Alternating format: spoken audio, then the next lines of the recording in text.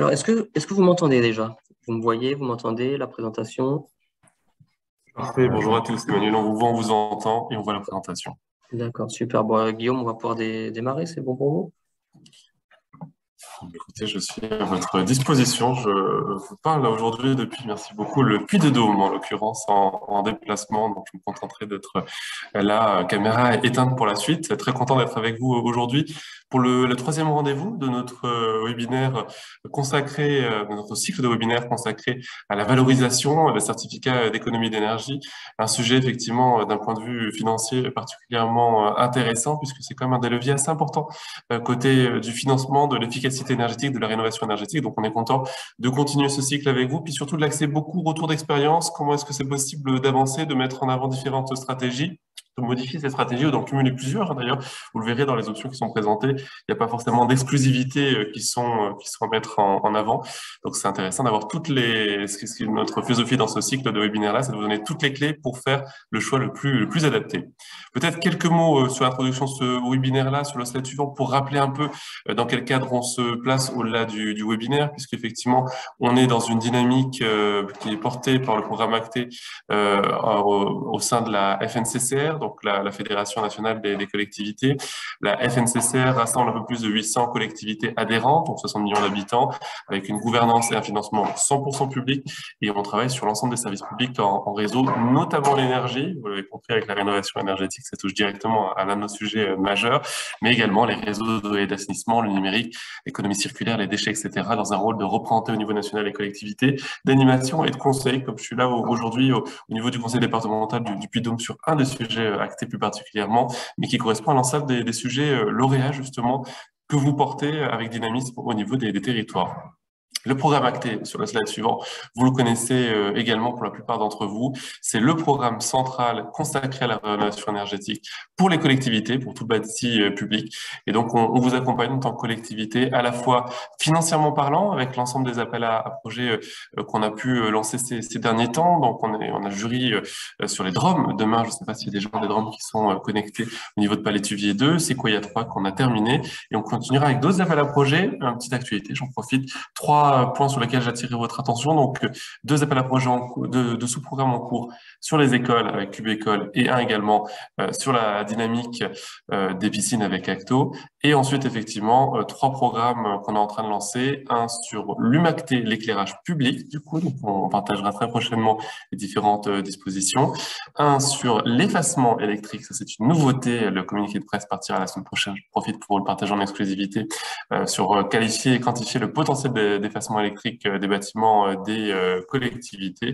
Et puis un autre sur les schémas directeurs immobilier énergie. Et l'autre aspect, en dehors de cet aspect financement, c'est justement l'expertise, comme Emmanuel, vous savez aujourd'hui, qui est à votre disposition, qu'on traduit par des bibliothèques de cahiers des charges, de MOOC, de guides, de formations qui sont librement accessibles aux collectivités, qu'elles soient lauréates ou non. Donc vraiment ce côté centre de formation, d'animation aussi des réseaux des économes de flux avec les CEP qu'on peut trouver sur les territoires également.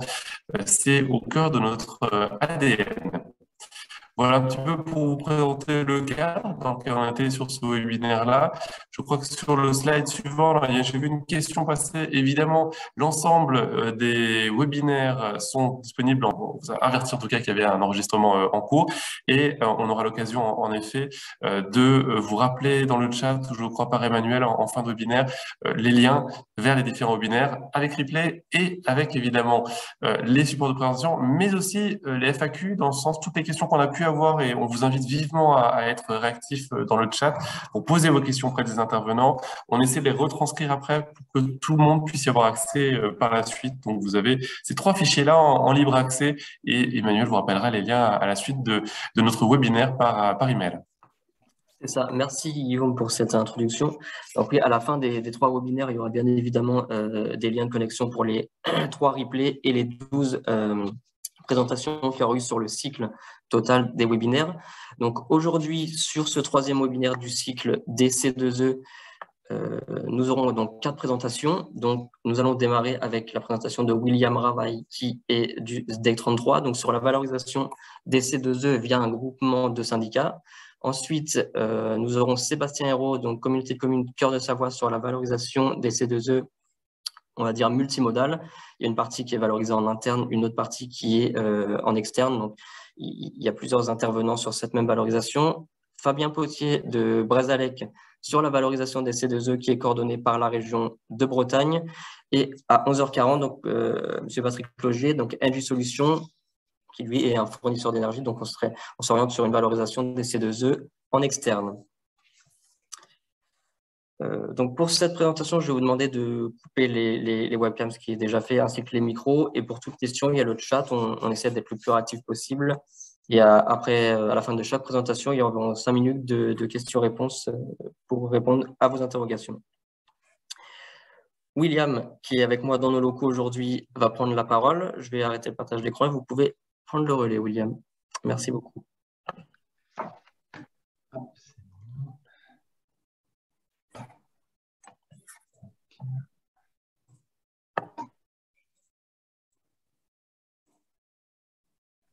Est-ce que ça marche là? Ça marche, vous pouvez mettre en plein écran et on peut démarrer. Alors, bonjour à toutes et à tous. Donc, je me présente, William Ravaille, ingénieur énergie au SDEC 33. Donc, je vais vous présenter en fait notre groupement de syndicats pour la valorisation des certificats d'économie d'énergie. Alors, tout d'abord, pourquoi en fait on a voulu se regrouper? Alors, ce qu'il faut savoir, c'est qu'un éligible, si vous voulez, ils ont une seule dérogation possible avec un seuil de valorisation de C2E. Le seuil étant de 50 gigas et l'objectif, c'était en fait de se regrouper pour dépasser ce seuil de 50 gigas et de pouvoir déposer en fait plusieurs dossiers. Donc en fait, nous nous sommes regroupés début 2020 avec donc 5 syndicats qui sont donc la Dordogne, le Lot-et-Garonne, les Pyrénées-Atlantiques et les Landes. Et donc, nous avons en fait désigné 2 coordinateurs, donc c'est en bleu, donc la Dordogne et nous, donc la Gironde. Et si vous voulez, c'est nous qui pilotons et c'est nous qui déposons les C2E au nom de tout le monde. Et récemment, depuis 3 ou 4 mois, la Haute-Vienne est venue donc s'intégrer dans notre groupement. Nous sommes 6 dès à présent. Il faut savoir que c'est un groupement avec une démarche évolutive. Donc, juste en termes d'actu, ce groupement, cet accord de regroupement, il va un peu changer via un avenant où en fait on va mettre en nouveauté tout ce qui est contrôle des opérations. Donc ça, c'est une réglementation qui a débuté au 1er janvier 2022, ainsi qu'un reporting trimestriel obligatoire. Alors, en termes d'historique, donc en fait, le SDEC, il avait monté une plateforme de collecte et de valorisation des C2E depuis facilement 10 ans. Et on constate que chaque année, nous étions à peu près à 20 gigas de déposés. Et dès lors qu'on s'est regroupé à partir de 2020, vous voyez que le volume, forcément, il est monté. Et on estime à peu près, au sein de notre groupement, une valorisation à peu près de 200 gigas par an. Voilà. Alors, si par exemple, vous voulez vous regrouper, en fait, ce n'est pas forcément très compliqué. Il suffit en fait de faire un accord de regroupement listant les différents membres qui souhaitent s'ajouter au groupement. Bien sûr, cet accord il doit être signé par les présidents de chaque syndicat et il faut bien désigner les membres et les coordinateurs de ce groupement. De plus, chaque entité, à savoir donc chaque syndicat, doit donner des justifications relatives à son identité et également à son éligibilité. Voilà. Donc, il faut respecter, vous voyez, c'est le point 6 de l'annexe 2 de l'arrêté du 4 septembre 2014. Alors, pour préparer ce groupement, il a fallu d'abord en fait faire on va dire, des documents justificatifs. Donc, forcément, l'accord de regroupement, définir un peu les démarches de valorisation, l'écriture, bien sûr, de cet accord de regroupement et la signature, ce qui peut être long parce qu'il faut que ce soit des originaux. Ensuite, il faut créer une base documentaire. Cette base documentaire, c'est notamment la création des attestations sur l'honneur. Comme ça, chaque syndicat, donc chaque membre, peut puiser dans cette liste d'attestations et transférer automatiquement ces documents à ses communes. Donc, c'est un gain de temps pour les autres syndicats.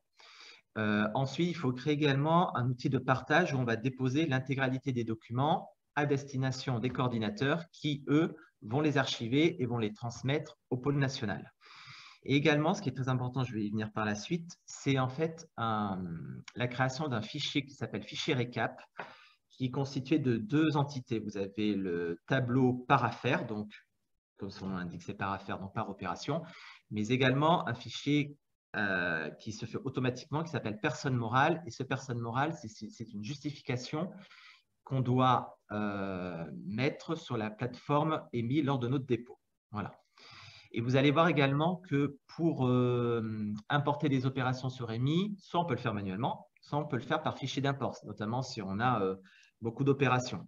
Et vous voyez que ces fichiers d'import, au début, effectivement, ça peut paraître long de les créer. On va voir ça par la suite. Mais une fois que la base est créée, c'est que des copier-coller. Voilà.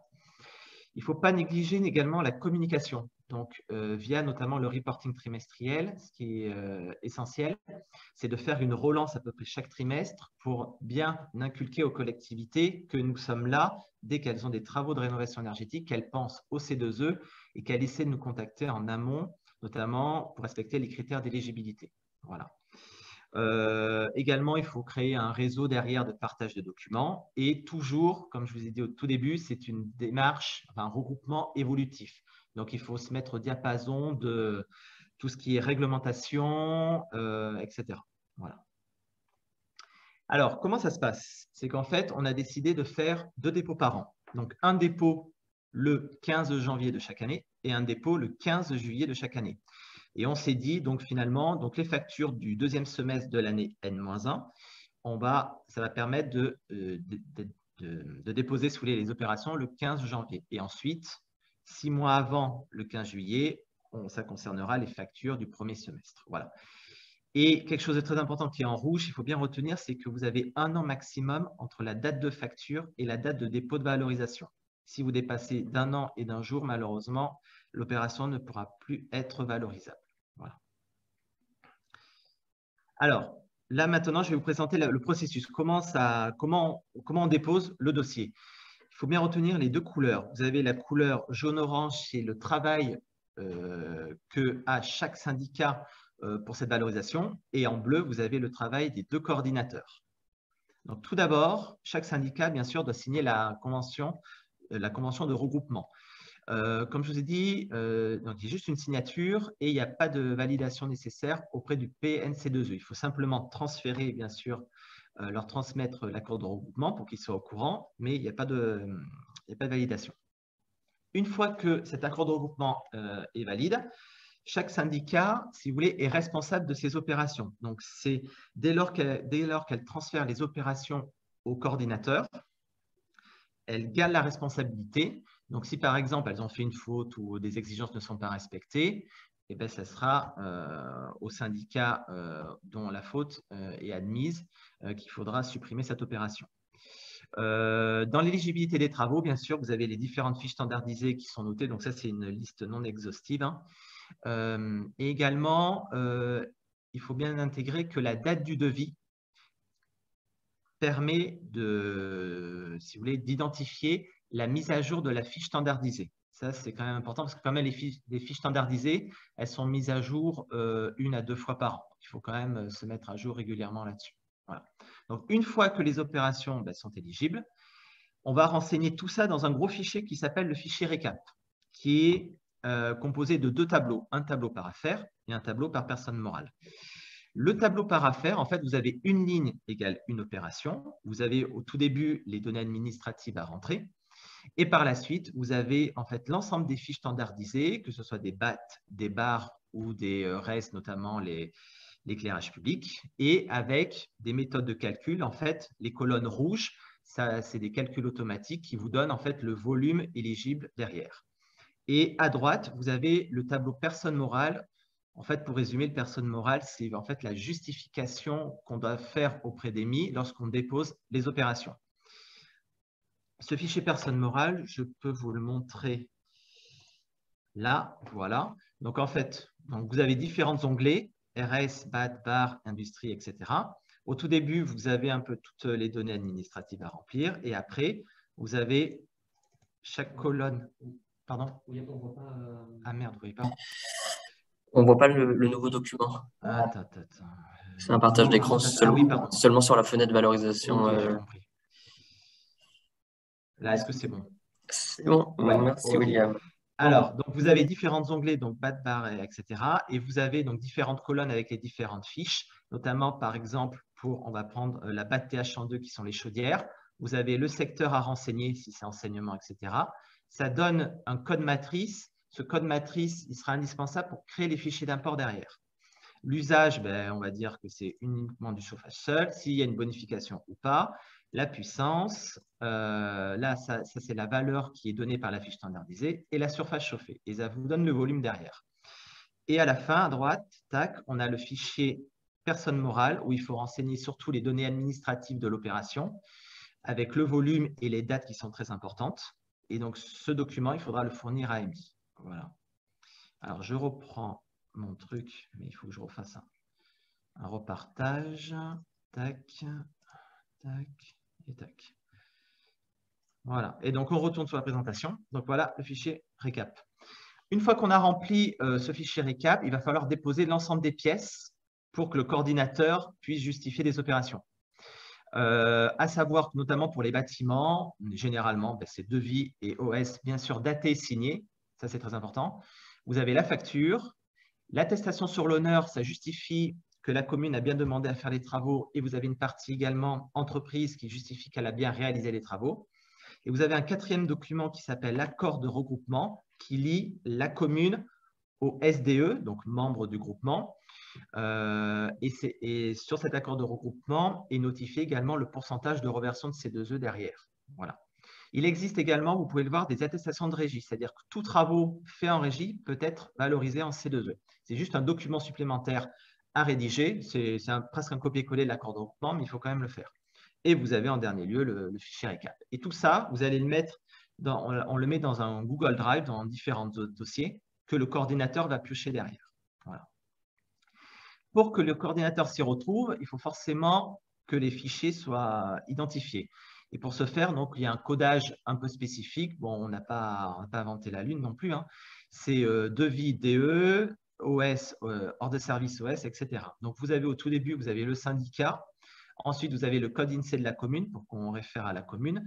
Et ensuite, vous avez notamment, en fait, généralement, on va prendre le numéro de facture ainsi que la fiche standardisée et le document derrière, quel type de document c'est. Voilà. Et ça nous permet quand même d'identifier directement l'origine de cette opération. Voilà.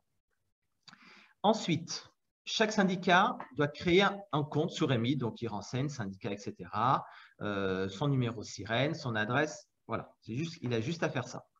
Et après, c'est le rôle du coordinateur. Le coordinateur, il a un peu plus de travail.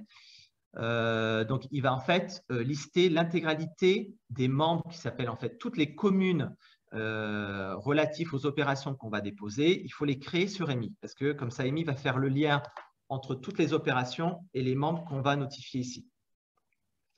Ensuite, le coordinateur, il va créer un dossier. Voilà, donc c'est un numéro de dossier propre à chaque dépôt. Et là, le gros du travail, c'est que le coordinateur va devoir donc importer l'ensemble des opérations sur la plateforme EMI. Et comment il fait ça? Soit il le fait manuellement, soit il le fait de façon automatique, c'est via des fichiers d'import.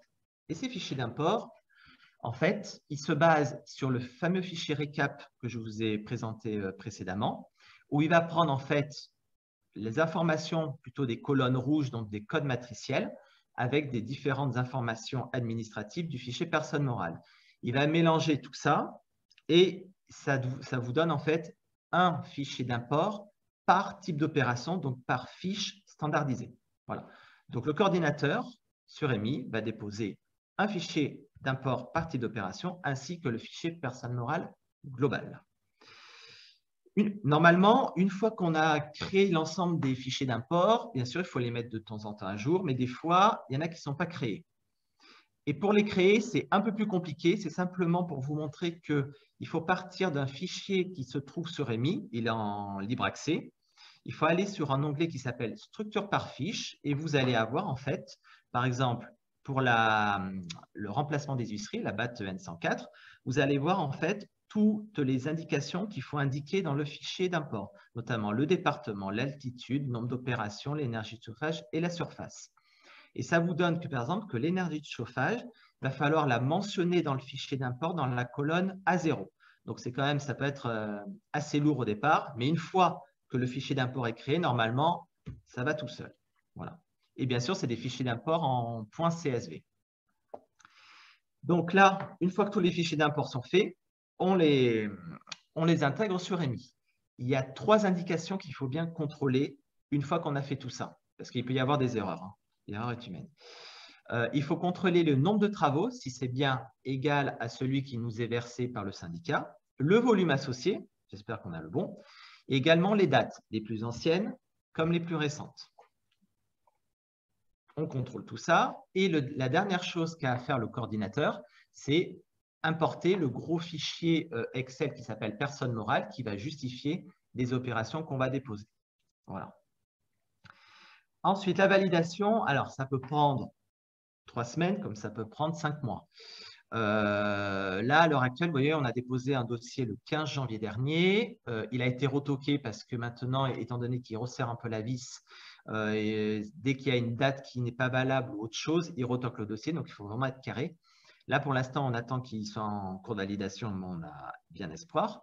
Et une fois qu'il est validé, alors, j'ai oublié que s'il est retoqué, il faut demander en fait le déverrouillage du dossier. Et ensuite, on peut modifier les fichiers d'import. Mais par contre, dès lors qu'en fait, il est retoqué et qu'on renvoie un nouveau document, il faut renvoyer, si vous voulez, des documents format papier. Donc ça peut être assez lourd et contraignant. C'est pour ça que je vous invite vraiment à ce que le dossier soit carré dès le départ. Voilà. Donc, en termes de bilan, comme je vous ai dit, en jaune, c'est le travail de chaque syndicat, en bleu, de chaque coordinateur. Donc, chaque syndicat, il a à remplir ce fameux fichier récap. Vous avez ensuite, il a à nous les transmettre sur le Drive et à nous donner l'ensemble des documents justificatifs de l'ensemble des opérations à valoriser. Et ça, il a à les copier sur le Drive. Voilà son travail. Et nous, de notre côté, on récupère ces fichiers Excel, on crée nos fichiers d'import, on récupère le fichier personne morale et on archive l'ensemble des documents. Certains, on va les transmettre également lors du dépôt. Pour terminer, une fois qu'on souhaite vendre et reverser les C2E, comment ça se passe? Donc, on va de gauche à droite. À gauche, donc, vous avez l'ensemble des syndicats en gris avec les 2 coordinateurs qui sont en orange ici. Donc, comme vous pouvez le voir, il génère des opérations qu'on met dans un fichier récap Excel que le coordinateur va compiler. Dès lors qu'il va compiler tout ça, il va en fait missionner un bureau de contrôle. Donc, c'est la grande nouveauté, bureau de contrôle. On va lui donner 1 mois au bureau de contrôle pour faire un contrôle sur les lieux d'opération. Et il va générer un rapport d'arrière d'activité pour voir si l'opération respecte tous les critères. Mais en parallèle, chaque syndicat va faire également un contrôle par contact. Contrôle par contact, ça va être en fait un mailing. En fait, il faut quand même une preuve écrite. On va demander à la commune si les travaux ont bien été réalisés. Et ça, on va le mettre également dans un rapport. Une fois que tout ça est carré, on a nos documents finaux qu'on va déposer sur REMI. Ça va nous générer en fait des frais d'enregistrement que le coordinateur doit payer. Alors, ces frais d'enregistrement par rapport au montant C2E derrière, c'est peanuts. Ça, si vous voulez, c'est entre 150 et 300 euros pour à peu près 500 000 euros de C2E derrière. Voilà.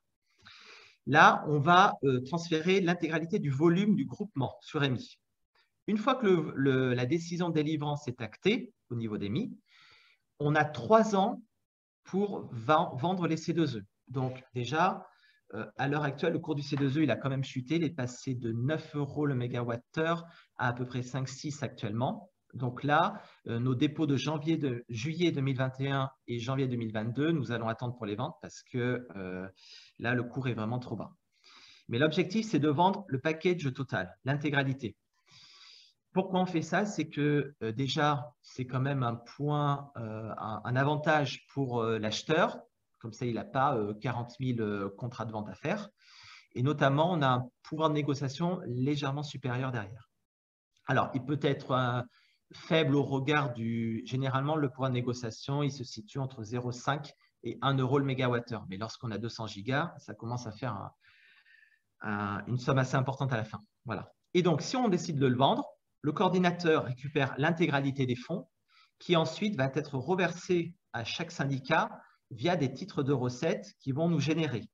Et ces titres de recettes, bien entendu, on va déduire en fait les frais d'enregistrement ainsi que le coût des contrôles au prorata des volumes des C2E que nous aurons donner chaque syndicat. Et ensuite, c'est un peu la tambouille de chaque syndicat, c'est en fonction du taux de reversion et des conventions passées avec les communes qui vont retransmettre les fonds derrière. Voilà. Et donc, pour terminer, on a décidé en fait de faire un planning parce qu'il y a tellement, si vous voulez, de réglementation et de contrôle. Il faut que ça soit carré. Donc, on s'est dit que, par exemple, pour le dépôt de juillet, de chaque juillet, on va en fait valoriser toute opération dont les dates de facture, on va dire, s'échelonnent entre décembre de l'année N-1 et le 31 mai de l'année N. Ensuite, comme je vous ai dit, en parallèle, on demande des contrôles sur lieu d'opération par un bureau d'études qualifié et également, on fait des contrôles par contact nous-mêmes pour faire baisser le coût des contrôles derrière. Une fois que tout ça est acté, on a 15 jours pour préparer le dossier. On le dépose et après, on recommence la même histoire pour le prochain dépôt le 15 janvier de chaque année. Mais en parallèle, il va falloir qu'au tout début, comme je vous ai dit, c'est un reporting trimestriel. Donc, il faut faire remonter donc, au ministère les différentes opérations qui ont été engagées.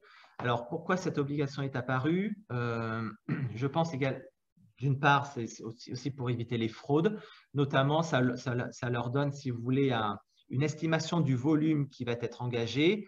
Et derrière, ils vont comparer ce volume engagé avec le volume facturé derrière. Si ça correspond, c'est bon. Si par contre, il y a vraiment un déséquilibre notable entre les actions engagées et les actions facturées derrière, il risque de resserrer la vis également. Voilà.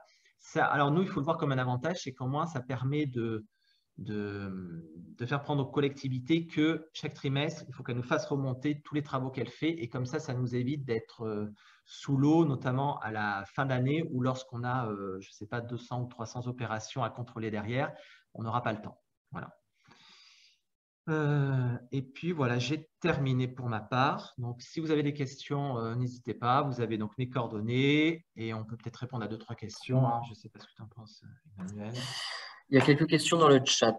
Ouais. Donc, la première, combien d'ETP sont mobilisés pour ce travail et pour quel montant de C2E récupéré? Alors, au sein du ZEG, en fait, donc, on est 2 personnes, donc ma collègue Marine Lopez, qui doit me regarder actuellement. Donc, elle, si vous voulez, elle s'occupe de tout ce qui est plutôt éclairage public, moi plutôt du bâtiment. Donc, en fait, on est 2 personnes, mais pas à temps plein là-dessus. En fait, le plus gros du travail, c'est vraiment de préparer toutes les pièces, les fichiers d'import, tout bien calculé. Après, dans chaque syndicat qui sont membres du groupement, je sais qu'il y a au minimum une personne, 2, je ne suis pas certain. C'est quand même un travail assez lourd. Alors, pour comparer au volume derrière, à peu près, notre dernier volume était à peu près à 100 gigas, ce qui représente un coût à 6 euros, à peu près de 600 000 euros. On reverse en moyenne, hein, ça va dépendre des syndicats si vous voulez, mais on reverse 70 à 75% du volume.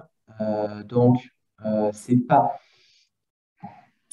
forcément. Alors, on essaie de se rentabiliser, hein, bien entendu, mais je pense que vu le travail fourni par rapport au reversement derrière, c'est pas là où on va gagner de l'argent en fait. C'est vraiment un accompagnement des collectivités qui prime et qu'on se fasse connaître notamment au niveau des collectivités. Et notamment, c'est pour ça que, bien sûr, quand j'ai dit qu'on avait 3 ans pour vendre les C2E, souvent les collectivités nous disent écoutez, nous on a quand même besoin de cet argent et tout. On leur dit quand même clairement que nous, on préférait vous donner plutôt 1 000 euros que 500 euros. Donc, est-ce que ça vaut peut-être le coup d'attendre 6 mois pour avoir 1 000 euros plutôt que 500? Et surtout, on essaie de dire aux collectivités que les C2E, étant donné que ça ne rentre pas dans le plan de financement, c'est plutôt un bonus financier à la fin. Et donc, il faut le voir plutôt que, voilà, comme un bonus financier. Et ça va permettre de générer d'autres travaux derrière. Donc, pour résumer en termes de réponse, la rentabilité doit être limite. Mais si vous faites un bon travail en amont de préparer toutes les pièces, au fur et à mesure, ça coule de source. Le seul inconvénient, je ne vous cache pas, c'est en fait, il faut être à l'affût de toute modification des arrêtés parce que entre les contrôles sur lieu d'opération, les reporting trimestriels, tout ça, on a vite fait on peut risquer de passer outre ces obligations. Donc, il faut vraiment être attentif à ça. Voilà. Là, je peux rallumer mon micro. Merci, William. Alors, j'ai une autre question. Le contrôle est-il obligatoire pour chaque opération? Alors, les contrôles… Alors, je vais reprendre. Oui, c'était sur la diapo avec les… jusqu'à 2023-2024. Oui, c'est ça. Je vais la reprendre rapide. Ça va bien s'ouvrir.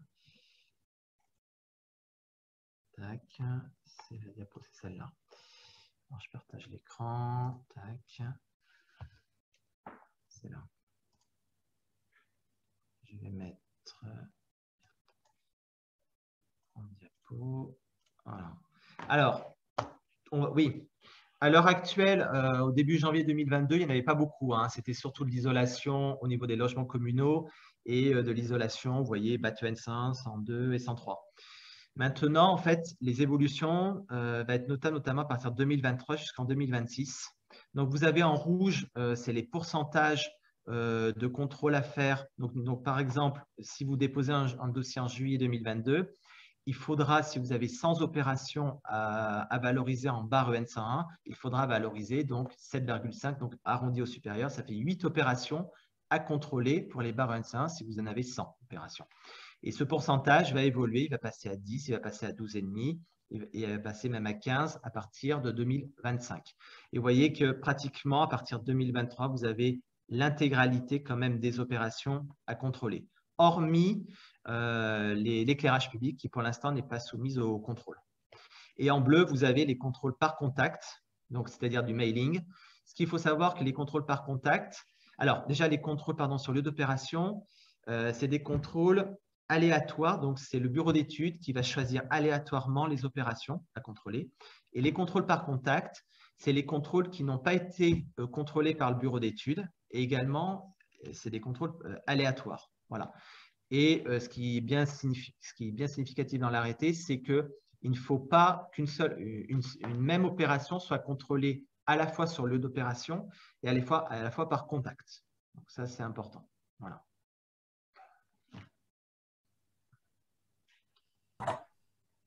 Merci, William. Alors, il y avait une troisième question. On a dépassé le délai. On essaiera d'y répondre juste à la fin, s'il nous reste un petit peu de temps. Pas de souci. Okay. Donc, comme ça, on peut passer à la présentation suivante. Donc, la présentation de M. Hérault, communauté de communes Cœur de Savoie, sur une valorisation multimodale. Super, vous avez été plus rapide que moi. Voilà, bonjour à toutes et tous. Bastien, je vous laisse prendre la parole. Merci beaucoup. Est-ce que vous m'entendez? Bonjour. Moi, je vous entends. J'espère que c'est de même pour les autres. Parfait.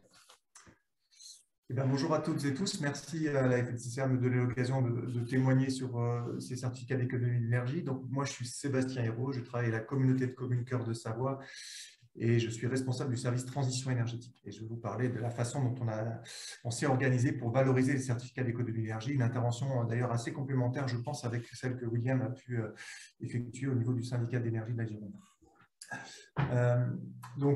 Déjà, vous présenterez très rapidement la communauté de communes Cœur de Savoie. Donc, c'est une communauté de communes qui se situe sur le département de la Savoie, comme son nom l'indique, à la confluence de trois massifs montagneux, le massif des Bauges, le massif de Chartreuse et le massif de Bédonne. C'est un territoire qui connaît une assez forte augmentation de sa population, en particulier sous l'influence des agglomérations à proximité, particulièrement l'agglomération de Chambéry, de manière un peu plus lointaine, l'agglomération d'Annecy et l'agglomération de Grenoble. On a eu une croissance de 26% de notre population entre 2000 et 2010. Donc voilà, pour vous montrer un petit peu la dynamique, on a aujourd'hui sur notre communauté de communes 41 communes et un petit peu plus de 37 000 habitants. Donc plutôt un territoire rural, voilà, et une communauté de communes assez récente en fait, qui est issue de la fusion de 4 intercommunalités qui se sont fusionnées en 2014. Déjà, pour vous parler de l'engagement de la collectivité dans ce domaine-là, on a sur notre territoire une commune qui s'appelle Montmélian, qui est une des communes cœur de la communauté de communes, qui a engagé sur le solaire depuis une vingtaine d'années. D'ailleurs, son Son slogan, c'est « Mon meilleur la solaire », qui a été largement primé sur la dynamique qu'elle a en matière d'installation d'énergie renouvelable, et particulièrement solaire thermique et également photovoltaïque, au niveau européen d'ailleurs, et parfois même au niveau un peu plus large. Cœur de Savoie, depuis sa création en 2014, s'est engagé dans un certain nombre de dispositifs structurants en fait, pour notre territoire. D'abord, la démarche TEPOS, une démarche portée à l'époque par la région Auvergne-Rhône-Alpes, qui visait à nous donner un cap à l'horizon 2050 d'équilibre entre consommation et production, avec un territoire plutôt largement favorable aux énergies renouvelables, puisqu'on a historiquement des activités autour de la forêt notamment, mais également autour de l'hydroélectricité. Et puis des consommations relativement modestes, mais quand même assez significatives, notamment sur l'industrie. Certaines industries sont venues pas complètement par hasard s'implanter sur le territoire en lien avec la ressource énergétique assez abondante. Et puis également les questions des déplacements qui, pour les territoires ruraux, est régulièrement un sujet. Donc ça a démarré en 2015-2016, la dimension TEPOS, qui s'est poursuivi par la création d'un plan climat, parce qu'on faisait partie des communautés de communes obligées à réaliser un plan climat, mais au-delà de cette obligation, nos élus ont fortement porté cette démarche qui a été approuvée en 2020, en décembre 2020, pour une feuille de route à 6 ans avec un certain nombre d'actions d'exemplarité de la collectivité et aussi de mobilisation des acteurs du territoire dans ce domaine. Mais puis, plus récemment, on a été labellisé, ce qui anciennement s'appelait Citergie et désormais s'appelle Territoire engagé pour la transition écologique, avec un niveau à 2 étoiles de labellisation, donc un système de labellisation qui nous a aidé en tout cas à structurer nos politiques, à dégager un certain nombre de priorités d'action, et notamment sur le patrimoine, et c'est pour ça qu'on parle des certificats d'économie d'énergie, et donc de rentrer dans ce processus d'amélioration continue piloté par l'ADEME au niveau national. Ces démarches-là, elles se sont inscrites dans une communauté de communes qui était quand même, comme je vous l'ai dit, assez récente et qui avait un patrimoine aussi assez récent. En fait, la moyenne d'âge de nos bâtiments, on a 55 bâtiments, dont 30 bâtiments en propriété, des bâtiments qui ont en moyenne une quinzaine d'années.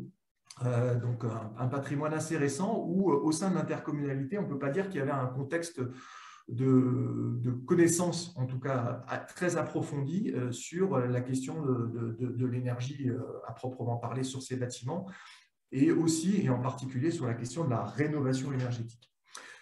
Alors, du coup, c'est quelque chose qu'on a souhaité travailler parce qu'on était quand même dans un contexte où il y avait une ambition des élus, où on a mis en place, par exemple, des outils de suivi énergétique de nos consommations, de nos coûts.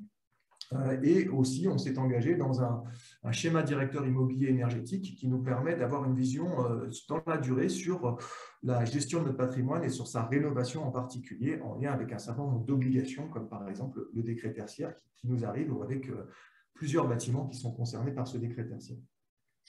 Donc, on a travaillé cette question des certificats d'économie d'énergie. Je ne vous cache pas qu'il y a quelques années, les certificats d'économie d'énergie, au sein du patrimoine de la collectivité, c'est ce dont je vais vous parler maintenant, n'étaient pas clairement un sujet, n'étaient pas du fait d'un faible nombre de rénovations d'une part, mais aussi du fait en interne d'une faible connaissance sur ces sujets de transition énergétique. Au sein du patrimoine, notre patrimoine, il est, comme vous voyez à l'écran, assez important en termes de nombre de bâtiments, en tout cas pour notre collectivité, avec plus de 25 000 m² de surface de plancher, une facture énergétique de l'ordre de 170 000 € annuels sur nos bâtiments, on pourra ajouter l'éclairage public et puis ensuite tout ce qui concerne les déplacements, et également l'eau et l'assainissement dont on gère une partie des compétences.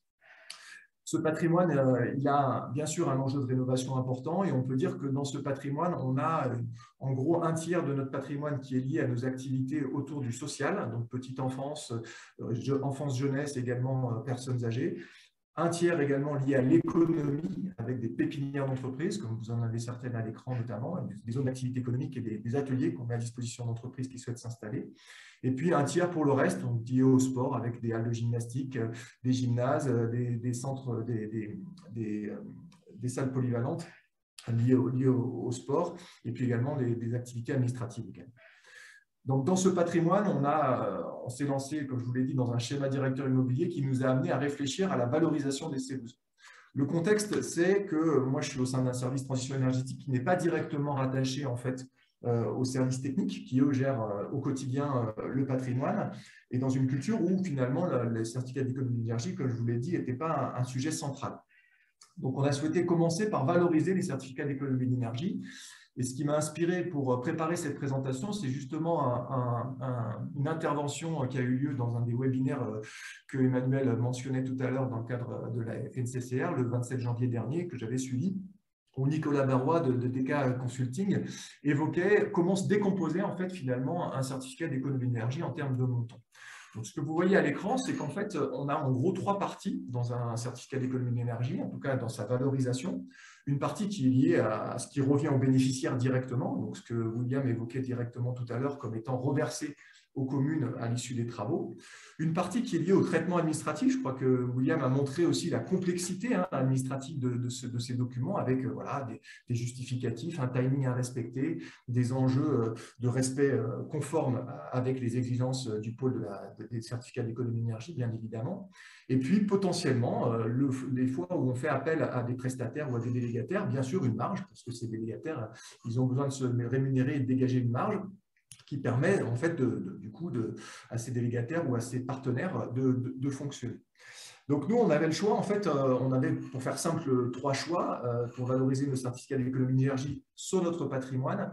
C'était soit de confier ça à un syndicat d'énergie, par exemple. On a aujourd'hui en Savoie un syndicat d'énergie qui est en capacité de proposer l'offre que William a développée. Soit on avait la possibilité, à l'inverse, à l'opposé extrême, de le faire nous intégralement. On n'est clairement pas sur les mêmes ordres de grandeur que ce qu'évoquait William tout à l'heure. Il évoquait des ordres de grandeur de 200 gigawattheures. Nous, on est plutôt sur 10 gigawattheures annuels sur nos bâtiments, donc on est beaucoup plus modeste et ça ne paraissait pas opportun. Soit de prendre une solution alternative en matière de valorisation, ce qui était défini comme étant une solution de conciergerie, c'est-à-dire réaliser une partie des choses en interne pour justement acculturer et maximiser aussi les retombées économiques en termes de certificats d'économie d'énergie. Et puis, une partie également de cette valorisation en externe, donc ce que effectivement Emmanuel, en introduction de ce webinaire, évoquait comme étant une solution mixte qu'on a décidé de retenir. Donc nous, clairement, aujourd'hui, c'est la solution qu'on a retenue avec 3 objectifs principaux pour ce travail-là. D'abord, bien sûr, réduire le reste à charge des travaux, donc valoriser le plus possible et le mieux possible nos certificats d'économie d'énergie. La première chose. La deuxième chose, c'était aussi de développer une culture interne. Clairement, les critères des fiches standardisées, qui sont des critères, bien sûr, qui conditionnent l'attribution des certificats d'économie d'énergie, ne sont pas systématiquement connus en interne, ne sont pas systématiquement pratiqués par nos maîtres d'œuvre lorsqu'on fait les travaux. Et donc, on est passé, je pense, historiquement, à côté d'un certain nombre de valorisations du fait du manque de connaissances. Donc, notre deuxième objectif, c'était vraiment faire en sorte qu'en interne, on développe cette connaissance, on soit clair sur les objectifs qu'on fixe en matière de rénovation et qu'on ait des travaux qui soient directement et complètement conformes aux exigences des certificats d'économie d'énergie de manière justement à les valoriser. Et puis, le troisième objectif qu'on s'est fixé, c'est d'être aussi efficient, c'est-à-dire efficace, mais aussi sous contrainte de coût. On ne dépose pas des dossiers de certificats d'économie d'énergie tous les jours et je crois que William a très bien imagé la complexité croissante et des contraintes qui viennent devant nous sur ces questions-là. Et clairement, notre objectif, ce n'est pas d'être des experts nationaux ou régionaux des certificats d'économie d'énergie, mais c'est plutôt de pouvoir valoriser au mieux nos certificats d'économie d'énergie, développer une culture interne, comme je l'ai dit, mais aussi minimiser le plus possible le temps qu'on doit passer sur ces démarches lorsqu'elles ne sont pas directement pertinentes pour la collectivité. Voilà. Donc, la façon dont on a fonctionné, c'était une fois qu'on a fait ce choix, donc c'est un choix bien sûr qui a été validé avec mes collègues du service technique et puis bien sûr les élus, de retenir le système de conciergerie, donc qui nous permet de maximiser la prime bénéficiaire. Pour vous donner un ordre de grandeur, aujourd'hui, on valorise nos certificats d'économie d'énergie à 6,2 € du mégawattheure. On a bien sûr fait une consultation, c'est-à-dire qu'on a identifié les travaux qui étaient prévus à court terme, donc dans une période de 2 ans très concrètement.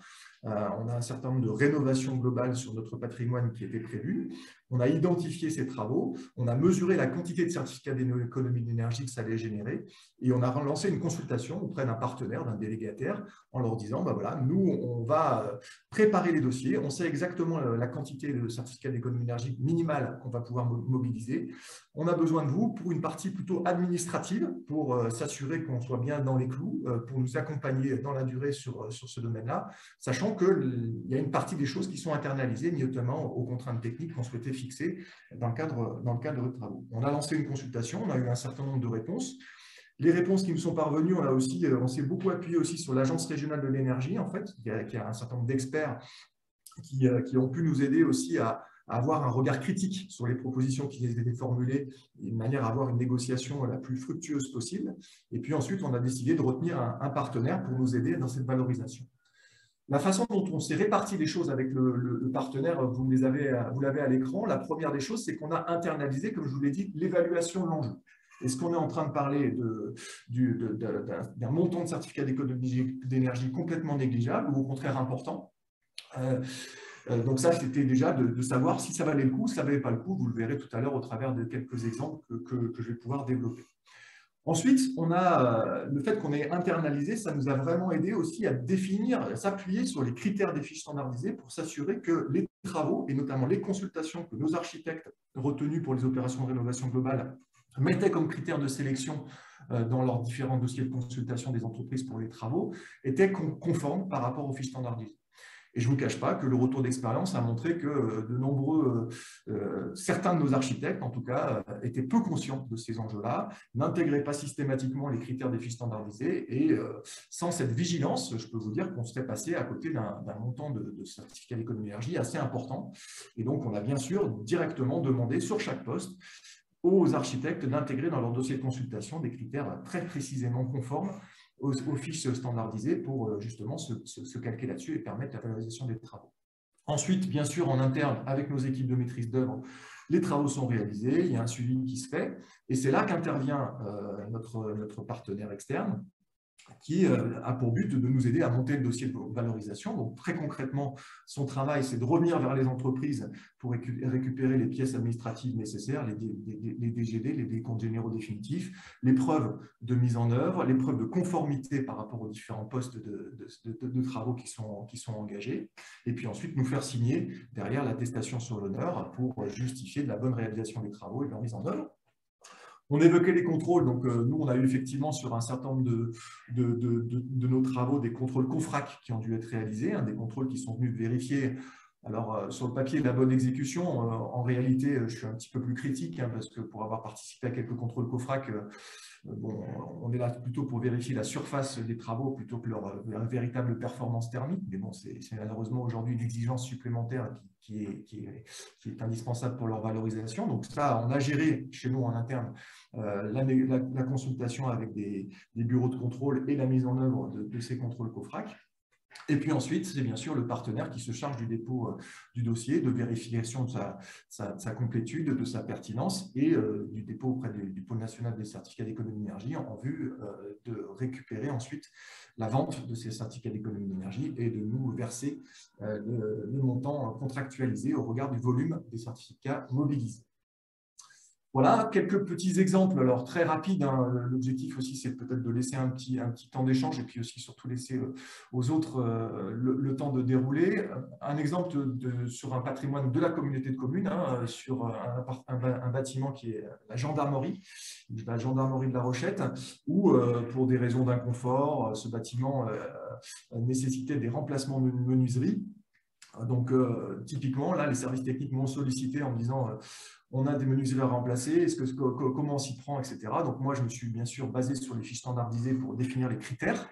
Et puis, au regard d'une petite simulation rapide, je me suis rendu compte que le montant de valorisation était peu intéressant par rapport au montant des travaux et que du coup, voilà, on a décidé de ne pas déposer le dossier de C2E sur ces travaux-là. Néanmoins, le fait d'avoir internalisé cette compétence, ça nous a permis quand même d'être beaucoup plus clair dans la consultation des entreprises sur quels critères de performance on se fixait justement pour la pose de ces menuiseries.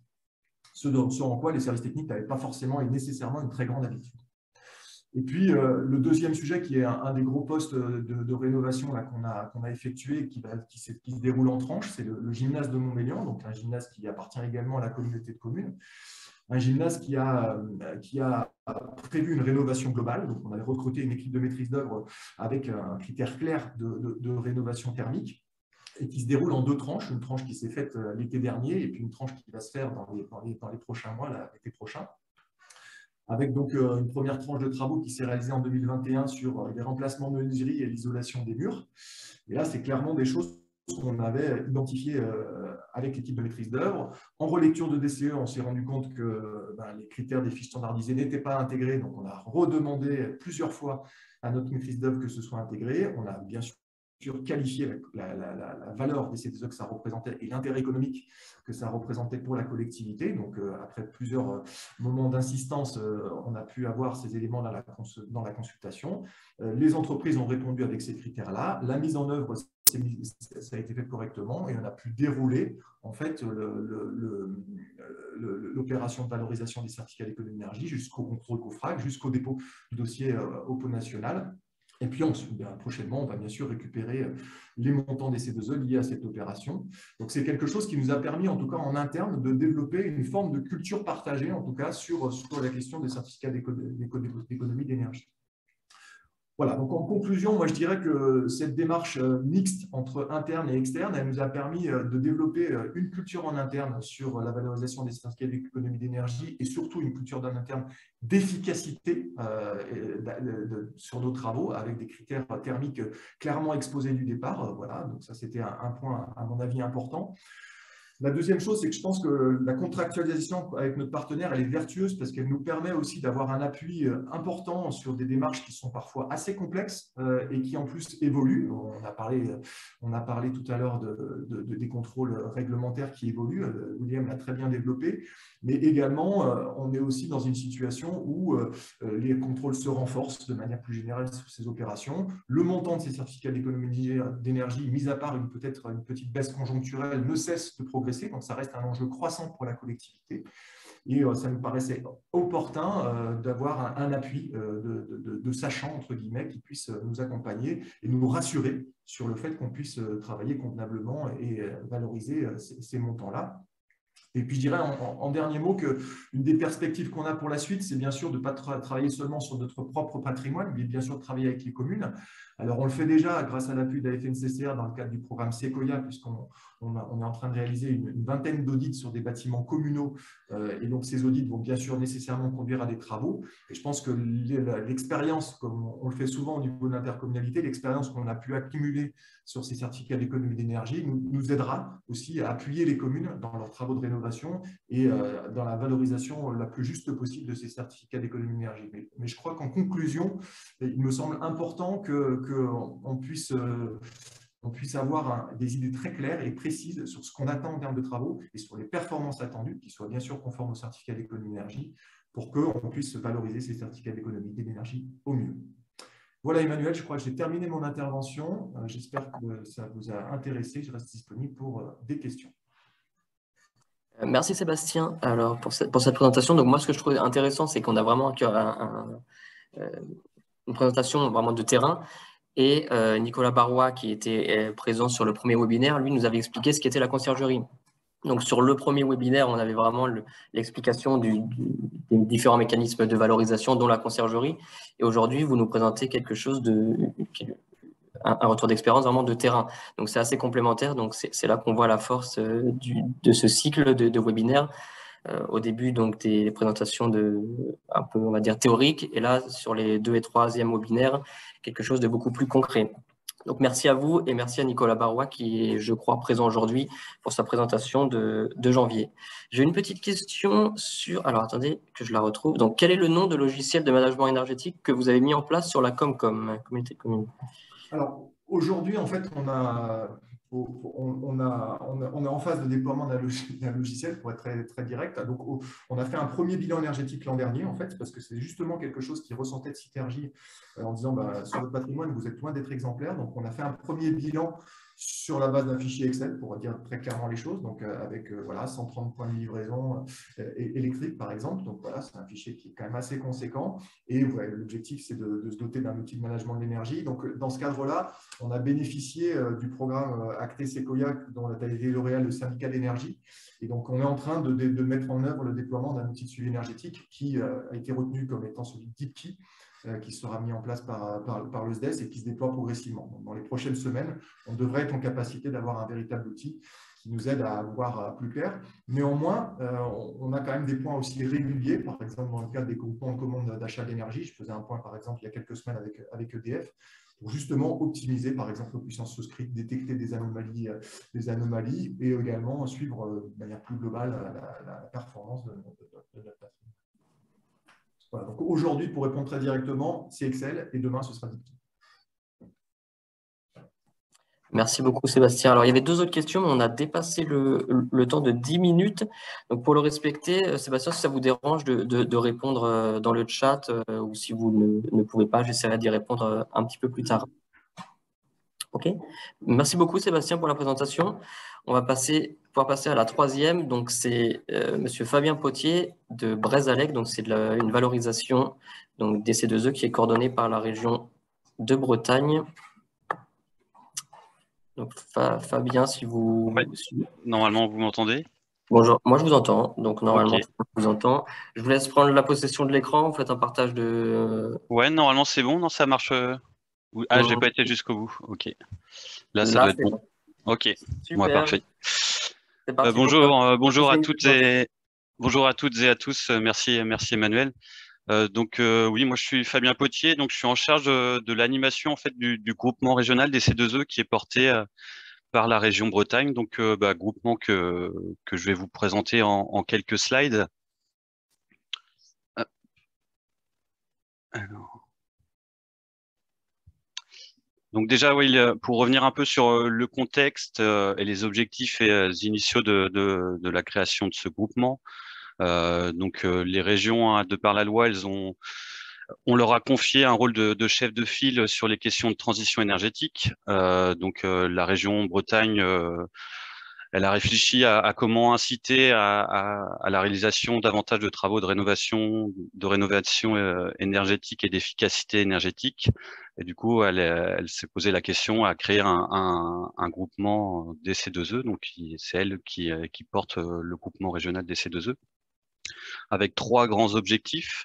Donc, le premier qui était de rendre la valorisation des C2E possible à toutes les collectivités bretonnes, via la mise à disposition d'une plateforme numérique. Donc, j'ai vu que ça avait été abordé dans le chat.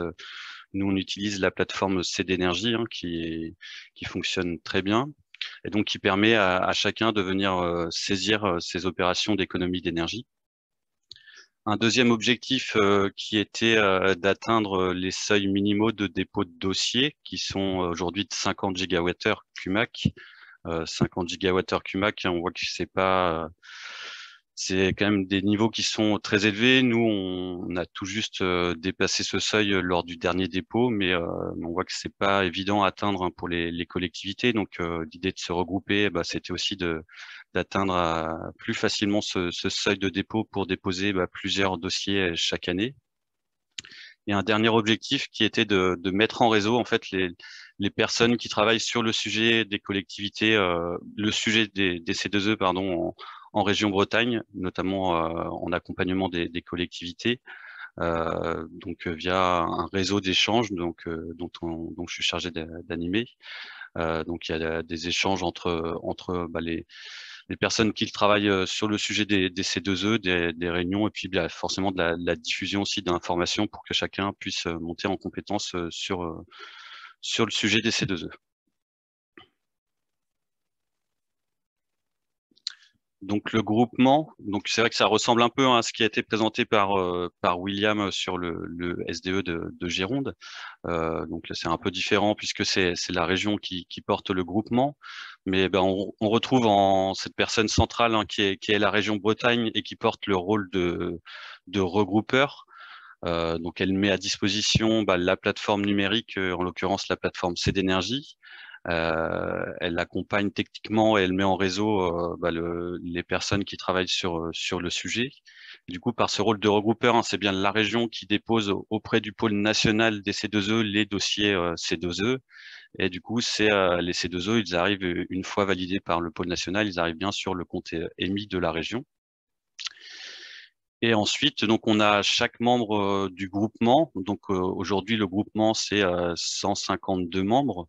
Donc, on retrouve une majorité de communes, hein. On a à peu près 90 communes membres du groupement, mais on a aussi des EPCI, des SDE, on a un département, un parc naturel régional. Donc, le groupement, c'est vrai qu'il est ouvert vraiment à l'ensemble des collectivités éligibles au dispositif des C2E. Donc, potentiellement, hein, je pense que c'est un peu plus de 1000 collectivités en Bretagne. Et du coup, donc, les collectivités qui souhaitent rejoindre le groupement, elles doivent signer une convention de partenariat. Donc, c'est une convention très administrative, hein, puisque la région, elle a décidé de pas appliquer de frais de gestion de par ce rôle de regroupeur, hein. Donc, c'est une convention administrative, notamment sur les modalités de dépôt des dossiers C2E. Et donc les collectivités, en fait, elles ont le choix ensuite, soit on va dire qu'elles ont les compétences en interne et elles peuvent constituer elles-mêmes leur dossier C2E. Et du coup, dans ce cas-là, c'est elles qui viennent constituer leur dossier C2E sur la plateforme mise à disposition par la région Bretagne, ou soit elles font appel à un acteur compétent du territoire, hein, qui est très souvent le CEP ou l'économe de flux du territoire, hein. C'est vrai en région Bretagne, on a un réseau historique des CEP qui est très important. On a un peu plus de 60 CEP, je crois, et plus de la moitié des communes adhérentes sur le territoire breton. Et du coup, oui, les collectivités qui n'ont pas les compétences, elles font appel à cet acteur intermédiaire, hein, qui dans ce cas-là, c'est lui qui vient saisir sur la plateforme les dossiers C2E de la commune. Donc aujourd'hui, oui, c'est 152 membres et à peu près 19 structures utilisatrices de la plateforme, hein. Donc ça illustre très bien ce que je viens de dire, en l'occurrence que certaines structures animent aussi au niveau de leur territoire et gèrent les C2E pour les communes de leur territoire.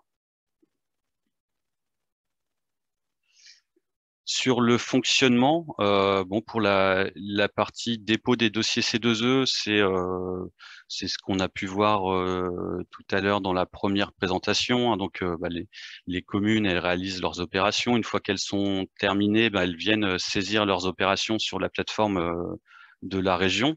Donc, soit directement les communes, soit l'acteur intermédiaire.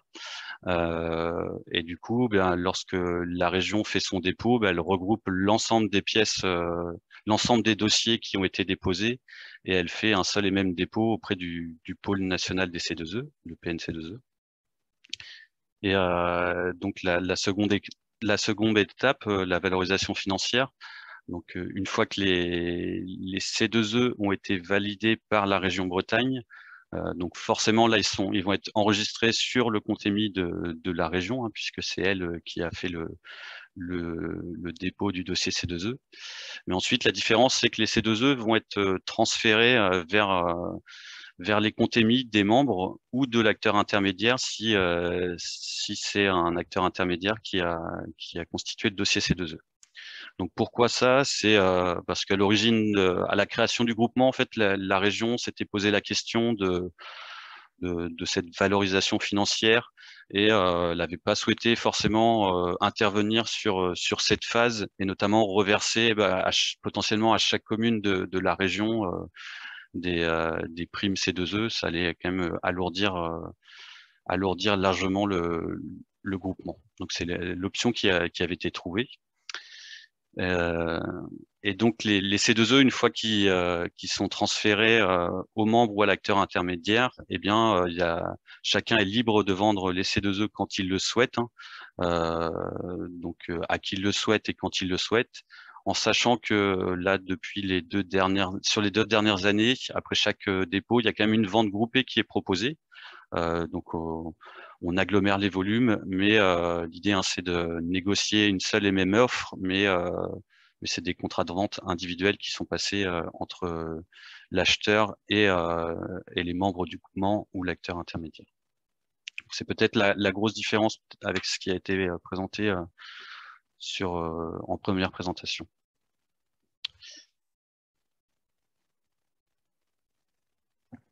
Quelques chiffres du coup depuis la mise en place du groupement. Donc oui, le groupement, je pense que je l'ai pas dit, il a été créé en mars 2018.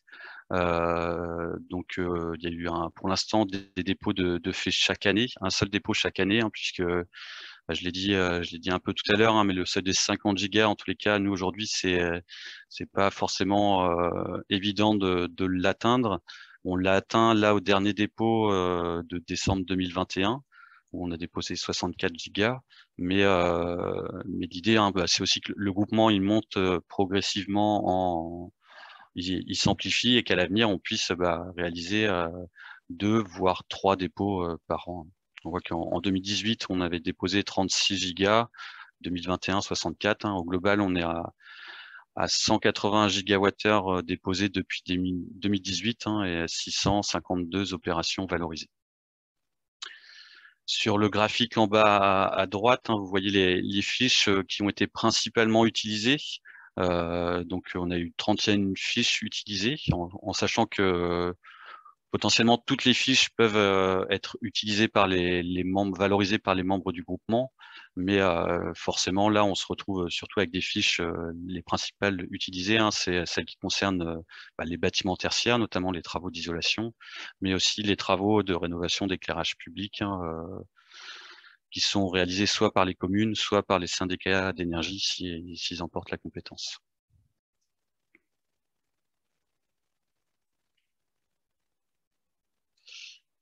Pour finir, du coup, les principaux enseignements qu'on peut tirer de ces premières années du groupement. Donc, je pense que la mutualisation, hein, c'est vrai que ça permet forcément de gagner en efficacité, notamment le réseau qui permet à chacun de monter en compétence sur le sujet. Et ça facilite là forcément aussi l'accès au dispositif, hein, surtout pour les communes les plus petites où on va dire les travaux de plus petite taille, ça intéresse pas forcément tous les acteurs. Du coup là, c'est vrai que le groupement, ça mutualise aussi des temps et ça permet de valoriser aussi des travaux des plus petites communes des territoires. Un deuxième point, je pense que ça permet de mieux anticiper les évolutions nombreuses du dispositif. Et c'est vrai que c'est vrai qu'on a un dispositif des C2E qui évolue en permanence, pas toujours à la faveur des collectivités. Hein. Récemment, il a mis en place des contrôles. Hein. Je pense que c'est quelque chose quand même qui complique nettement la valorisation des C2E pour les collectivités. Alors nous, justement, au niveau du groupement régional, on est en train de réfléchir à voir comment on peut au mieux se conformer à ces nouvelles contraintes finalement, sans freiner toute la dynamique qui avait été lancée sur le sujet. Un troisième point donc qui je l'ai déjà dit, mais c'est vrai que le groupement, nous, il s'appuie quand même sur une ingénierie territoriale très forte en région Bretagne, hein, que ce soit au travers des réseaux CEP ou d'économes de flux. Donc, ça permet à chacun de monter en compétence sur le sujet des C2E. Hein. C'est vrai que les C2E, c'est pas forcément que c'est très complexe, hein, mais c'est un dispositif qui demande qu'à être connu et surtout puisqu'il est en perpétuelle évolution, c'est vrai que c'est bien aussi de pouvoir échanger au sein d'un réseau sur toutes ces questions. Et enfin, dernier point que je voulais lister, hein, c'est un dispositif qui incite à rendre les projets plus performants.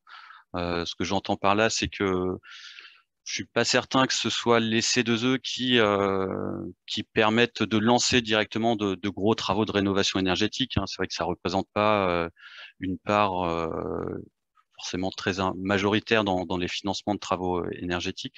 En revanche, ça permet, je pense, de pousser à la performance les projets. Hein. C'est vrai que les fiches C2E, elles ont des critères qui vont au-delà de la réglementation thermique. Et quand on accompagne une commune, eh bien, quand on lui dit, écoutez, si vous allez plutôt vous mettez ça plutôt que ce qui est prévu, eh bien, vous aurez aussi des C2E, vous aurez un projet plus performant, et puis finalement, vous avez tout à y gagner. Donc, je pense que c'est quand même un des points importants du dispositif des C2E. Voilà, j'en ai fini pour moi. Merci. Merci Bastien pour cette présentation au niveau régional, la valorisation au niveau régional. Alors, je ne vois pas de questions dans le chat. Alors, je pense que c'est parce que vous avez été très clair. Mais s'il y a d'autres questions, de toute façon, je vous les transmets. Ouais. Et on pourra y répondre jusqu'à midi sans problème, même après. Hein, si... OK. Donc, on va pouvoir passer à la dernière présentation de Monsieur Logier, NJ Solutions. Je vois que vous êtes déjà présent. Oui, bonjour Emmanuel. Bonjour Patrick. Est-ce que c'est vous qui diffusez? Vous l'avez sous la main? Je oui. l'ai pas sous la main, moi. Donc, si vous pouvez faire un partage d'écran, c'est d'autant plus pratique pour moi. Alors... Est-ce que vous la voyez? On la voit. Vous pouvez la mettre en plein écran et on peut démarrer. Voilà. Merci beaucoup. Bonjour à tous. Je vais me présenter rapidement. Donc, je suis Patrick Logier. Je travaille à la direction commerciale France d'Engie Solutions. Donc, vous devez connaître ce qui est Engie Solutions. Donc, si on fait un peu d'histoire, il y a encore peu de temps, on s'appelait Cofeli. Donc, on a été baptisé Engie Solutions en 2020. Donc, vous voyez, c'est assez récent. Et avant, si on fait un peu d'archéologie, avant Cofeli, c'était d'un côté Cofatec et de l'autre côté Elio. Voilà. Donc, on est une société de service. On est ce qu'on appelle une SS2E, une société de service en efficacité énergétique. Donc, merci à la FNCCR de nous avoir invités. Donc, c'est extrêmement gentil à vous. J'ai apprécié les présentations qui ont été faites par tout le monde. Donc, je viens vous donner un angle et une vision peut-être un peu différente de celle que j'ai entendue ce matin, puisqu'on aborde les C2E d'une façon un tout petit peu différente, d'abord par notre caractère d'obligé. Donc, certains étaient également obligés dans les présentations, mais le groupe Engie, d'une façon générale, est un très gros obligé, encore plus avec la 5e période qui a renforcé les obligations sur le gaz. Voilà. Qu'est-ce que je peux vous dire avant de démarrer? Là maintenant, merci à la FNCCR. Vous savez qu'on est financeur d'un programme à la FNCCR, donc on est financeur de ACT. Voilà. Alors, j'attaque la présentation. Donc la première slide, simplement pour vous dire, on a un positionnement un peu particulier. Nous ne sommes pas un vendeur de gaz ni un vendeur d'électricité. Donc, nous sommes malgré tout un obligé. Donc, on est obligé au titre de nos marchés de vente de chaleur. Donc, depuis l'origine de la création des C2E. Donc, au titre de nos ventes de chaleur, ça voulait dire qu'on était obligé uniquement sur les marchés dits compteurs. Donc, les collectivités comprennent bien ce que je dis en disant ça. Donc, c'est les marchés de vente de chaleur qu'on peut avoir sur des bâtiments communaux en vente de compteurs et pour les réseaux de chaleur. Et les réseaux de chaleur avec un seuil qui est à 400 gigawattheures, qui fait que pour les très gros réseaux qui sont filialisés, généralement, il y a assez peu d'obligations. Par contre, tous les petits réseaux se retrouvent obligés par l'agrégation de la taille des réseaux dans la raison sociale de la maison mère. Et il y a eu une réforme importante de nos obligations avec cette période 5. On a eu fin décembre un nouveau décret. Et depuis le 1er janvier 2022, on est également un obligé au titre de nos marchés de services. Ce qui fait que notre obligation a été multipliée entre 2 et 3 suivant les adhérents de la profession. Voilà, ce que je voulais vous montrer aussi au niveau de ce slide, c'est simplement pour vous dire qu'on a la capacité, en gros, de faire à peu près toute la démarche intermédiaire au milieu. On peut être une entreprise, un mandataire et un délégataire. On est organisé pour faire l'intégralité des tâches et des prestations et notre métier, entre guillemets, est d'utiliser les C2E comme une aide aux investissements et de faire en sorte qu'on puisse proposer à nos clients, en particulier dans le cadre des contrats CPE, des travaux d'efficacité énergétique ou de mise en place des ENR. Voilà. Donc, que ce soit la résiliation des travaux, la constitution des dossiers, les dépôts, les instructions des dossiers au niveau du PNC2E, et ensuite la valorisation économique des C2E, on est capable de s'occuper de l'intégralité de la chaîne. Une particularité de nous, en fait, on est un gros obligé, mais en même temps pas suffisamment. Quand je dis pas suffisamment, ça veut dire qu'on est plutôt long en termes d'obligations, c'est-à-dire qu'on génère plus de C2E que notre obligation. Donc, en fait, nous ne sommes pas acheteurs de C2E. Voilà. Ça, c'est un point, je pense, relativement important à souligner vis-à-vis des collectivités. Donc, dans notre métier, on préfère très nettement valoriser les C2E directement dans nos offres, mais ne pas en acheter. Voilà. Je passe sur la slide suivante. C'est une slide un peu juridique. Je voulais juste revenir là-dessus rapidement. Donc, qui est obligé et quelle est son obligation? Donc là, je vais redire des choses que la plupart d'entre vous connaissez par cœur et peut-être même mieux que moi. Mais globalement, ce dispositif des certificats d'économie d'énergie soumet les fournisseurs d'énergie et nous par extrapolation, les vendeurs d'énergie finale, donc vendeurs de chaleur, également à des obligations. Donc on peut se libérer des obligations de trois façons. Donc, comme vous le savez, celle qui est au milieu, c'est contribuer financièrement à des programmes éligibles. Donc ça, c'est notre participation avec ACT, avec la FNCCR. On peut acheter des C2E sur le marché, ce que l'on ne fait pas la plupart du temps, donc ça n'arrive pas. Ou alors uniquement en spot, je dirais, uniquement ponctuellement pour certaines périodes, ou alors pour vendre les excédents. On est plutôt dans cette logique de vendre que d'acheter. Ou alors après derrière, donc le premier point, le premier bullet point, c'est inciter nos clients, et donc au travers de nos contrats, que ce soit des opérations standards ou des opérations spécifiques. Donc, ce que j'ai mis à la fin, l'obligé peut déléguer son obligation à un délégataire. Donc, on a plusieurs délégataires dans le groupe, on va dire 2 essentiellement. Il y a Certes Énergie qui travaille plutôt pour nous, pour la filière B2B, et Texial qui est plutôt dans la filière B2C. Alors, le dispositif des C2E, et c'est là où, pour nous, c'est intéressant de discuter avec vous, en particulier le marché des collectivités, c'est que les collectivités ne sont pas un obligé, mais pour nous, ce qu'on appelle un éligible. Donc, vous pouvez effectivement, au niveau des collectivités ou de l'habitat social, mener des opérations d'économie d'énergie et valoriser ensuite les certificats. Mais vous pouvez ensuite vous appuyer sur des obligés comme nous, ou les revendre sur le marché directement, ce que j'ai vu et ce que vous avez expliqué avant. Voilà. Donc, je passe. Je vous ai préparé une note que Emmanuel diffusera après, je pense, post-webinaire.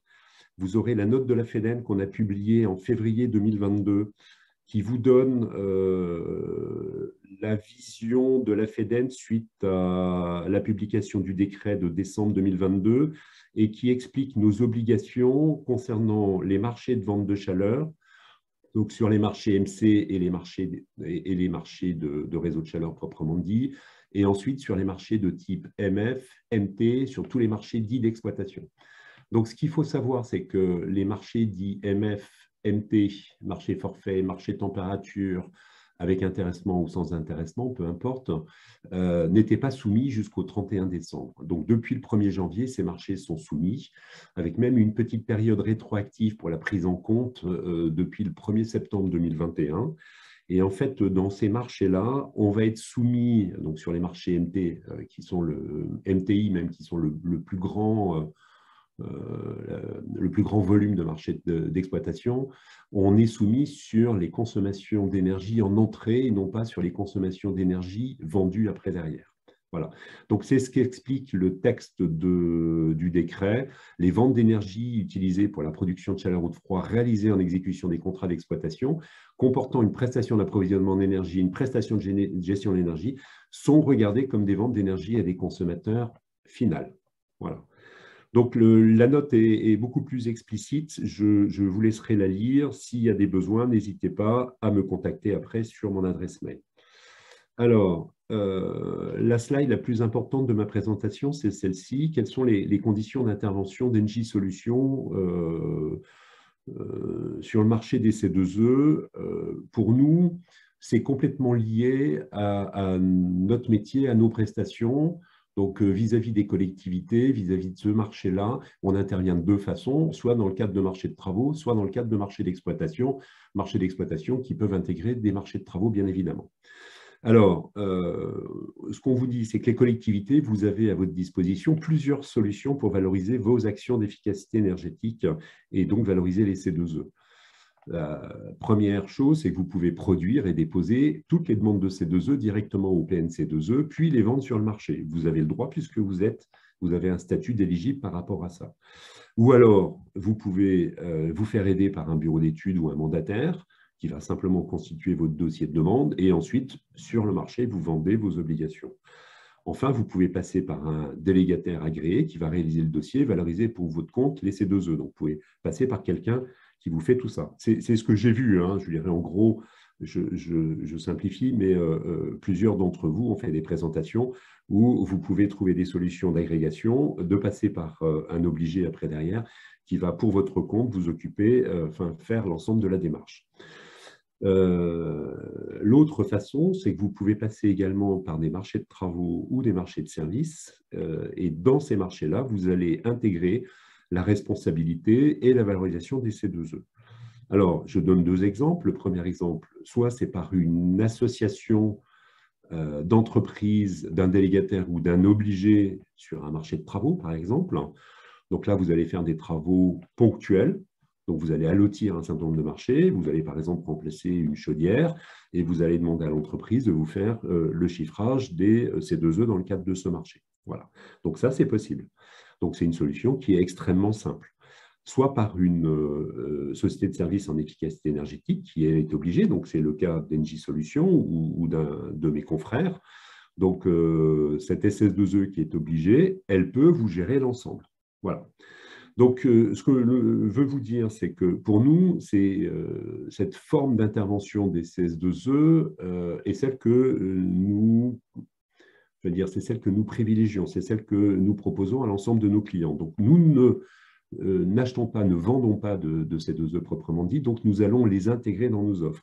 Donc, si on fait un marché de travaux, donc ils vont être en moins-value sur le montant des travaux. S'ils sont dans un marché de services, ils sont en moins-value également dans les CAPEX qui sont calculés sur le marché de services et après déduits, par exemple, quand on a un contrat de type P3 ou un contrat qui intègre un financement avec un paiement différé dans les marchés, on intègre les C2E un peu comme une subvention, même si on n'aime pas dire ce terme-là, hein, ce n'est pas une subvention, c'est une aide. Voilà.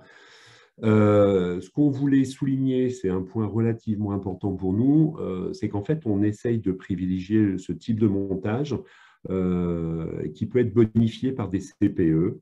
Donc, les CPE permettent de bonifier les C2E de façon relativement importante.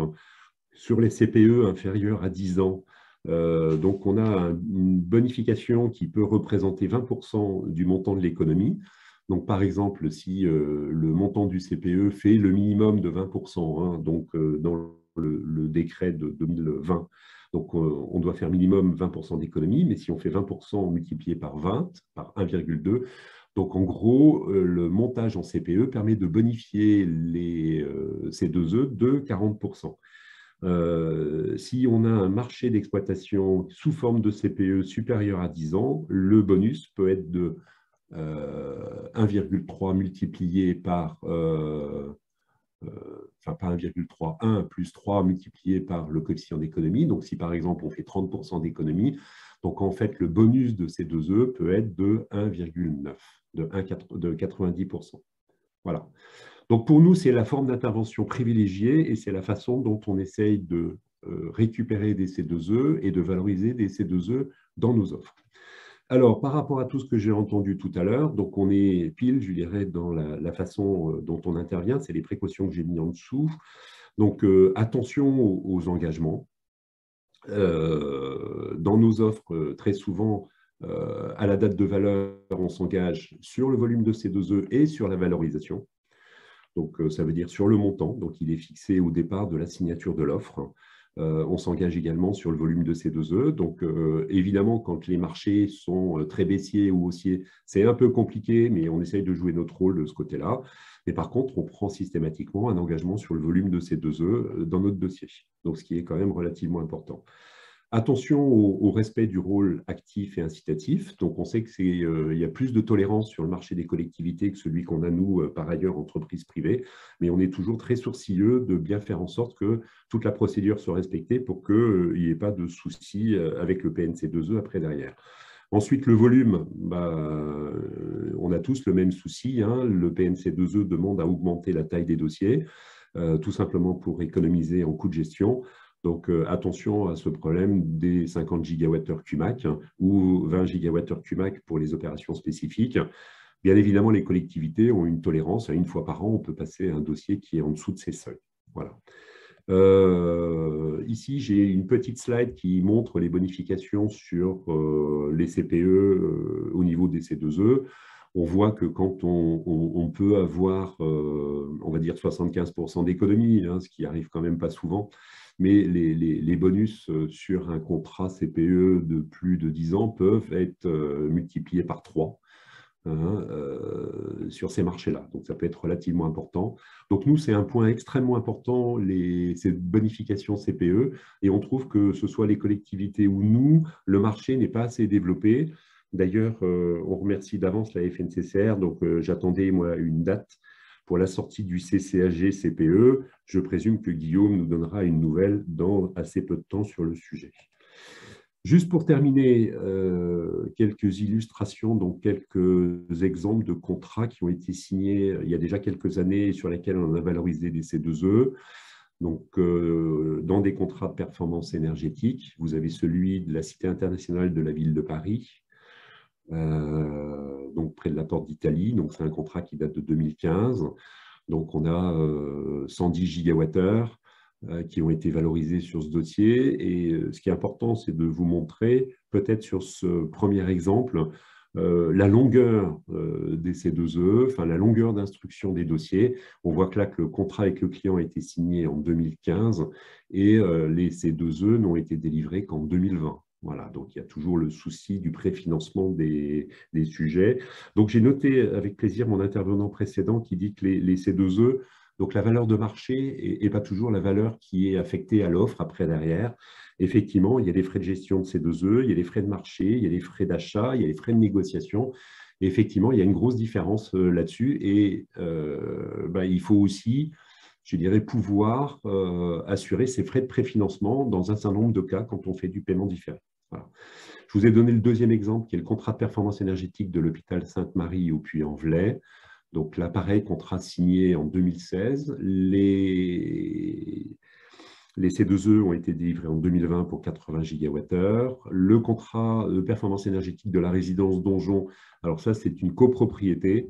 Il n'y en a pas énormément, il n'y en a pas tant que ça, des grosses rénovations, entre guillemets, globales de copropriété. Donc, on le voit dans les statistiques de MaPrimeRénov' qui sont sorties il n'y a pas encore longtemps sur le site de l'ANA. Les travaux ont été achevés en 2020. On a récupéré les C2E l'année dernière. On a eu 20 gigawattheures.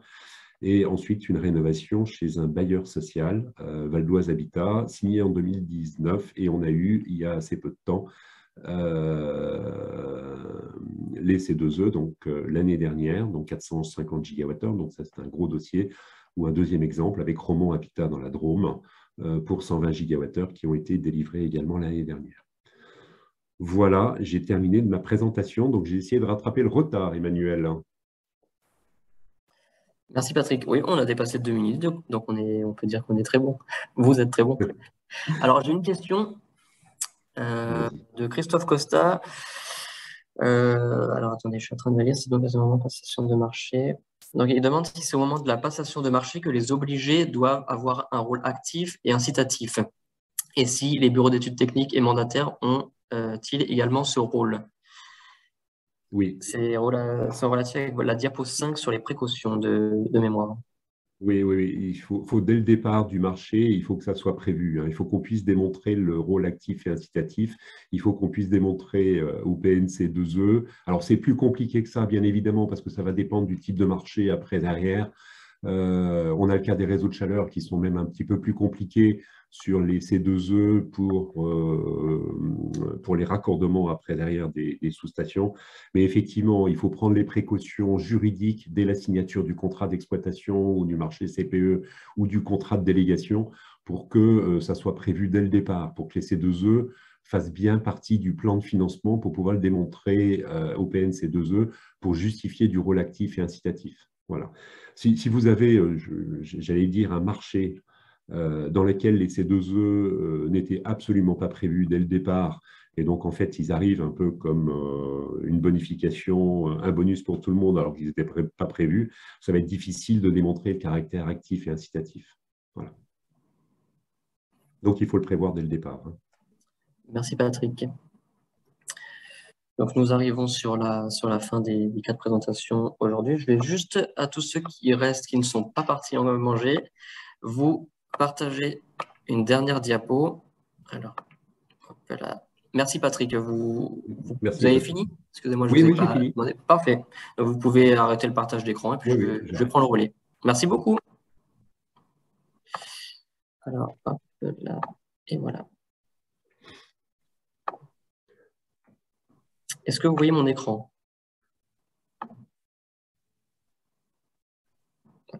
Donc, c'était quelques mots sur ce cycle de webinaire qui se termine. Donc, merci à tous ceux qui ont participé, soit en tant qu'intervenant ou simplement en tant que spectateur. Donc, nous avons démarré ce cycle par le premier webinaire sur le dispositif des C2E, puis à la suite le 10 et aujourd'hui, 10 mars et aujourd'hui sur des retours d'expérience. Donc, vous retrouverez l'intégralité des présentations et des replays sur un même document. Donc, je vais essayer de vous créer un document qui agrège toutes ces présentations. Donc, vous retrouverez la présentation de la T2E, de X, C2E Market et de DK Consulting qui était orienté vraiment sur le dispositif, quelque chose de un peu plus théorique et didactique. Et le webinaire 2 et 3 qui va rassembler les retours d'expérience donc de la commune de Beynes, de Camp-la-Mer, du Ciel, donc groupement de syndicats, également Maxima, NJ Solutions aujourd'hui, la Ligue de Braise, la communauté de communes de Cœur de Savoie et du SDEC 33. Donc, je vais essayer aussi de récapituler, d'agréger le chat. Je n'ai pas finalisé celui du webinaire du 10 mars et je vais commencer celui du 7 avril. Voilà pour toutes ces infos. Donc, je remercie tout le monde une nouvelle fois et puis je vous dis à une prochaine fois. Ah oui, dernière information, nous sommes en train de réfléchir sur un potentiel 4e webinaire.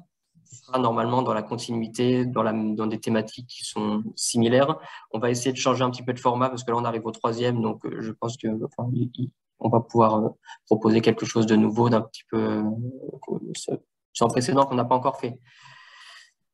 Alors, je réponds aux questions. Possible d'avoir un webinaire sur les CPE? Ça peut être une idée. Il faudra qu'on réfléchisse. Si vous avez des retours à nous faire, des suggestions, on les prend bien volontiers pour essayer de vous proposer quelque chose qui convient au plus grand nombre. Voilà, si vous avez des questions, vous pourrez aussi les poser. Là, le chat il va se terminer, mais vous pourrez les poser ou nous envoyer des suggestions auprès des adresses du programme Acté. Voilà, merci à tous. Bonne journée.